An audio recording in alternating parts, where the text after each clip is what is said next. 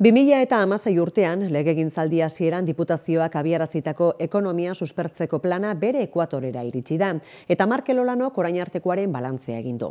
Balorazioa positiboa da. Diputatu nagusiaren esanetan, suspertze ekonomikoa martxan jarri zenetik gaur egunera egoerak hobera egin du. Langabezia tasa 110tik bera dago lurraldean. Enpresa kopurua gora doa eta aldundiaren zerga bilketan ere hazkundea izan da. Eta horren guztiaren ondorio zuzena da abiarazitako planak inpaktu zabala edukitzea. Hona hemen, Markel Olanok emandako datu batzuk.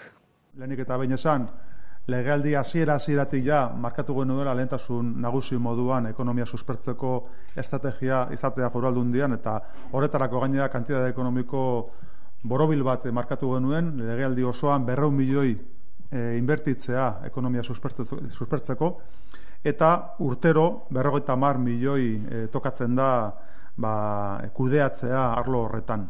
Datu bat dago guretzako importantea dana, eta da zenbat enpresari eragin diegun markatu ditugun kantitate ekonomiko guzti horiekin da gure programekin. Eta iaz balin genituen 3.000 bat enpresa laguntzen geniena, enpresa, zentru, eragile sozioekonomiko, azkenean kopuru Gipuzkoako mundu ekonomikoko eragileak balin ziren 3.000 gure babesa hartu zutenak eta gure programarekin bat egin zutena, aurtengoan ebaluazio bezala esan dezakegu 3.800 enpresa ditugula, beraz, iaz baina 800 enpresa gehiago. Horrek markatzen du tendentzia bat. Eta espezifikoki, nik azpimarratu nahi juzke kopuru bat bai enpresa txiki eta ertainen ikuspegitik, 800 enpresa txiki eta ertainei iritsiko zaie gure itzala edo gure programan itzala, eta baita ere negozio eta enpresa berrien ikuspegitik, ekintzailetza arlo horretan 510 enpresetara iritsiko da. Eta lanpostuen ikuspegitik 2.200 lanpostuen sorreran parte hartu dugu Foru Aldundi bezala, biztan da ekonomi ehunarekin batera. Beraz, balantzea nik uste dut ona dela. Ildo beretik mintzatu da ekonomia sustapen, landa ingurune eta lurralde orekako diputatua ere. Olanok emandako datuen artetik 510 enpresa eta negozio berriei egin die referentzia, ekintzailetasunean ipini zain justu ere azpimarra. Ideia nagusi bezala nik aipatuko nuke ekintzailetasuna. Batez ere 2017an izugarrizko dinamismoa antzeman degulako, 510 enpresa berri sortu dira. Hoietatik 220 emakumeak bultzatutakoak, eta hoietatik 40 inguru proiektu berritzaile oinarri teknologikoa duen proiektuak.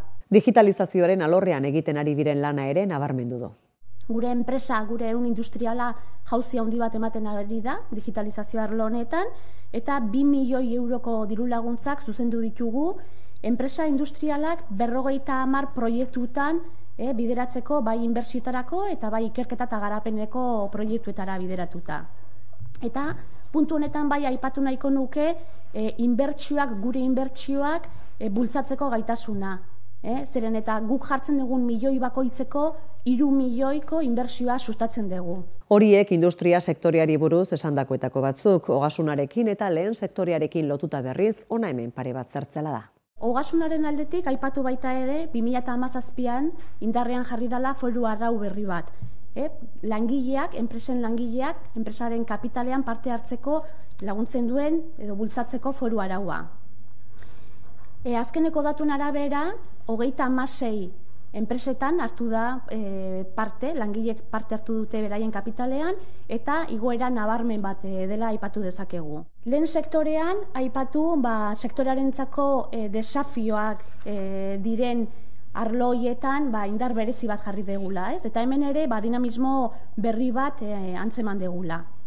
Alde batetik, 20 gaztek jarri dituzte martxan ustiapen berriak sektorean, desafio nagusi bada gazte horiek sektorean sartzea, eta 2008tik ona zifra altuena lortu dugu, 20 pertsonak jarri dituzte martxan horrelako ustiapen berriak.